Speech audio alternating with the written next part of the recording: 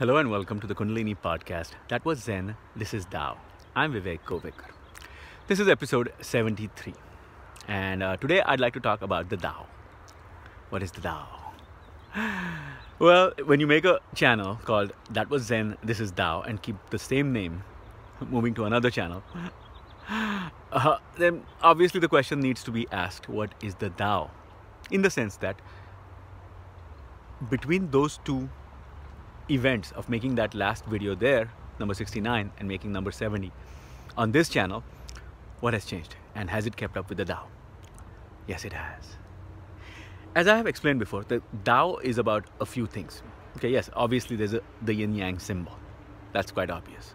But what does it mean beyond that? Yes, there's two equal yet opposite globes pushing through a circle with what looks like eyes, dots, like two large fish, with one a white fish or a light fish, and one is a dark fish or a black fish, or any other combination of colors you could choose that are polar opposites to each other, moving in opposite directions. That's the representation of it. But obviously there's an element of balance. There's a duality.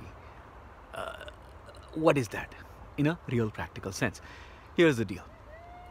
Discarding the self, or discarding more and more and coming to the simplicity of a duality, is the best way it works for the human mind, and for me personally, that I would like to share. For example, if you have a multiplicity of thoughts, and as I've said, you do the alternate nostril breathing and bring it to a balance. There's two hemispheres of the brain, the left and the right. So when we decide that it is time to balance one part of ourselves, the only way we can actually do it is by simplifying something on the other side, or simplifying your life altogether. That's why books written by people, the Tao of somebody, the Tao of Jung, Carl Gustav Jung wrote his own book, writing your own Tao, meaning simplifying yourself to the very essence. And the balances happen within themselves. But you align with the Tao. You don't ever try to control the Tao. The Tao is something you surrender into. Now, this is getting all mystical, but it's supposed to be mystical. When you talk about the Tao, I have to be mystical. If I'm talking about Kashmir Shaivism or something related to science, of course I'm very scientific. But this is mystical because it involves the non-scientific stuff that makes up a human being. Dreams, aspirations, goals, consciousness, sadness, happiness, a feeling of growth, satisfaction, achievement, family life, kids, the satisfaction of having loved ones around you, community, being a part of the community, a better servant of the community, curbing your worst instincts. All of this requires a balance. And we get misaligned when we get thrown out of that balance by a misidentification with the ego, what is not, a fantasy, a fiction that might tempt us, might lead us, and then coming back into your true self. Anything you crave, covet, beyond a certain point. Commercialism, well, I have my needs, and when I need to buy something, I buy the best. But buying something or not having it does not give me a sense of satisfaction or of self-esteem. Others are buying it, I need to buy it, I need to be like them. Becomes fatiguing after a while. That's what I learned from having a suburban environment, which looked beautiful, and then finding my true self. That was my balance. That was like I mentioned in the previous episode, after an awakening, where do I fit back in with the cleansed self? The answer had to be to come out of that shell that I was living in. And I talked briefly about my parents, about the constant rat race, wanting money, not being able to do things I actually enjoyed doing, and having relationship issues related to that because I had chosen wrong on many occasions and had settled into that life. It wasn't a life I enjoyed. I tried to make something enjoyable out of that life while settling into something. That's never possible. You have to get out of it, break free. And that is what happened. So that way I'm more aligned to the Tao. Now, I had inculcated a habit of saying simplify, balance, relax as a mantra, and written it on a wall in my house, or put a note for myself saying that. So it was always constantly in my mind. Simplify, balance, react. Simplify, balance, relax. not react. uh, but also having a yin yang tattoo helps a lot. I have one on my arm, and another one that says Aham Brahmasmi, which means I am one with the universe. So those are constant reminders for me. At the same time, I have to constantly work on these things so that, oh, this was the temptation, this was the craving, this was the attachment. Oh, now I'm without it, I'm observing it. It's sad, but how do I overcome that feeling? By giving up the need for that.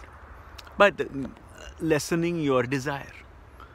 By doing it to bring your focus on something else that actually is more enjoyable to your new self. Venturing out, doing things that you haven't done before. Testing yourself. And trying to find that joy in every small moment of that discovery, of becoming your new self. So these sound like high goals, but pretty much the same stuff. I'm taking pictures. I'm working towards a creative outlet for my abilities to create art and enjoy myself and make this awakening more of an enjoyable process rather than something that fits into another life chosen pre-awakening. That's almost like a new person. A new person has come out and that person is finding himself in that old cocoon. None of that works for him and found ways to get out. And now just is cautious not to let that encroach on him again as he allowed it to before, into settling into something. Not really going out and getting what I wanted. See what I'm saying? And that's a lot easier without responsibilities. But there the problem might be overreaching, going too far into excesses of the previous life. And here the Kundalini helps you, because you have a practice, you have to take care of your back, you have to heal it, you have to be grounded.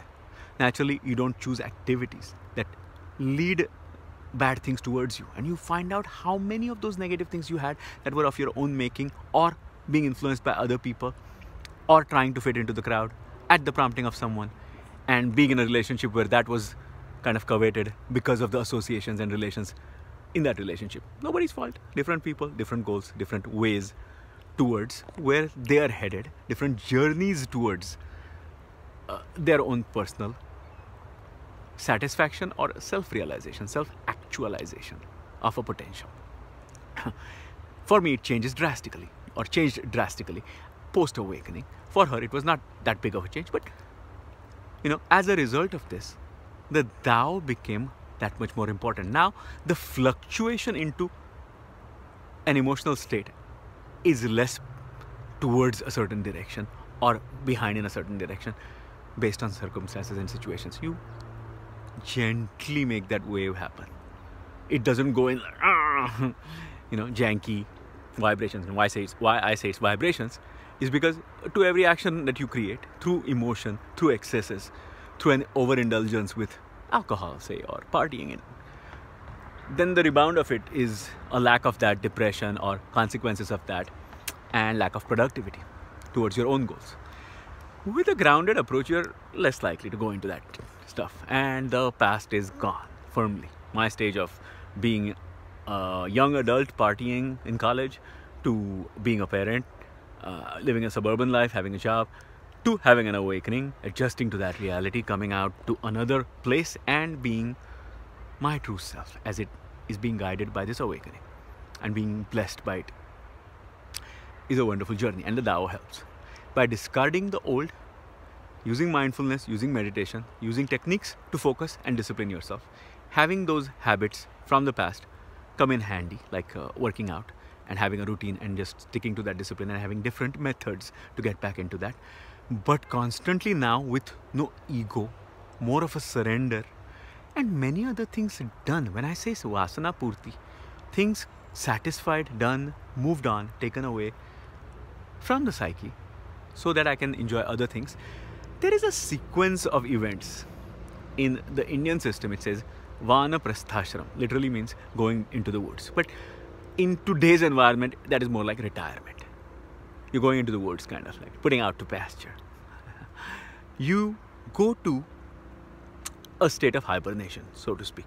And then I found the concept of Ikigai, another Japanese concept.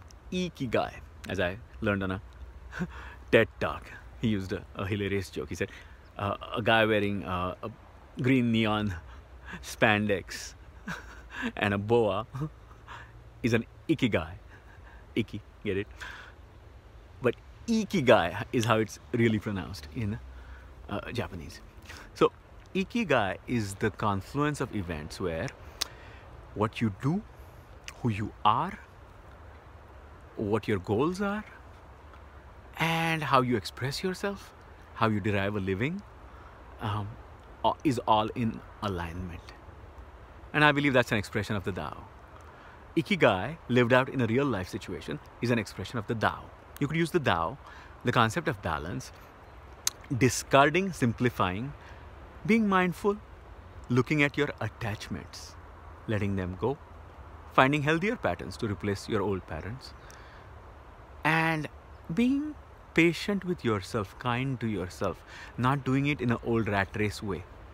The gentlest way you can be to yourself, like you're a child that is being nurtured in the kindest, beautiful, most beautiful way possible. I know it's a lot to digest. I know it's a lot that I'm throwing out right now, but it has been a long time, and it's been taking me a while to get back into that state where I can access this mode of communication once again. So the Tao has worked for me. It's a work in progress, but I'm speaking from a different level now, with so many layers discarded, life simplified, and new aspirations have taken root. The newness that comes from being in the moment by using all of these techniques. Let's put it just this way. Any of these vibrations that we create through our actions, when they come back, not all of the consequences are good, but if you're aligned with God and doing it in a godly, wholesome way, constantly, and removing from yourself those parts that don't fit that new persona, then the consequences that come back at you are less and less of a negative kind. You draw more and more positive stuff towards you, which does align with the secret. But it's about your thoughts. If you don't have stray thoughts which are into negativity, you catch those negative thoughts from other people when they're happening and say, hey, this is not a state I'd like to be in. And no matter what they say, how kids used to be told by a parent, no, this is for your own good. You don't believe it. You're a grown-up now. You know what's for your own good, and you only put that in you. It's easier to walk away from negativity. It's easier to call it what it is, and then move on to your own old self. So you inculcate the pattern of actively driving away negative forces. Oh, new revelation that I had never known before, or had not been able to implement because of the influences in my life and the forces that kind of were in control. But the Tao teaches you this. Yourself being empty and being filled with the moment itself, your ambience, what you are doing, how you are giving back to society, what you are imbibing with newness. You haven't blocked yourself off. You've taken all the old blockages out. You've opened every channel to being new again each moment, and it's a fresh new experience. It's not an old blocked experience with certain things you don't now attempt out of fear, out of lethargy, out of jadedness. You don't take anything for granted, and every day being new and being in the moment allows you to have a fresh new approach, like kids do. Kids wake up happy every day. Watch a train go by, they wave, they're happy. I saw a video today, 2 kids just watching a train go by and waving. Somebody waves back from the train, they'll start jumping with joy. That's how every day becomes. For a person starting new every day in the right way, alignment with the Tao, and choosing patterns that have no negative consequences coming towards you, erasing the old patterns of negative consequences from the past. I hope this was helpful. This is Vivek Govekar. Be well.